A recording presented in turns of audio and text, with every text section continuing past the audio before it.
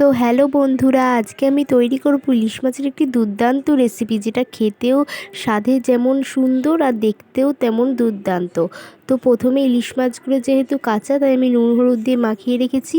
আর এখানে কড়াইয়ে কাঁচা লঙ্কা সর্ষে পোস্তটা ভালো করে ফুটিয়ে নিচ্ছি, ব্যাটার বানিয়ে দিয়েছিলাম। এবার তার মধ্যে হলুদ গুঁড়ো দিয়ে ভালোভাবে নেড়ে নিলাম। এবার আস্তে আস্তে ওটা ফুটে গেছে, ফোটানো হয়ে গেল। এবার আমি একটু জল দিয়ে দিলাম।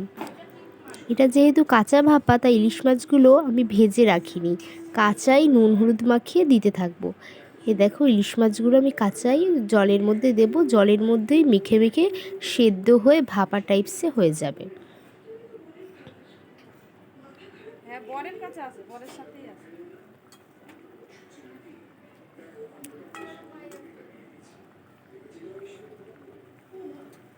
দেখো, ইলিশ মাছগুলো ফুটে উঠেছে, আস্তে আস্তে এটা জলের এই জলটায় সেদ্ধ হয়ে যাবে, আর তার থেকে একটু একটু জলও বেরিয়ে আসছে। এখন ফুটিয়ে নিলাম, আর এবার নামিয়ে নিলাম। এটা কিন্তু খেতে দুর্দান্ত হয়। আর রেসিপিটা ভালো লাগলে শেয়ার, কমেন্ট আর সাবস্ক্রাইব করুন।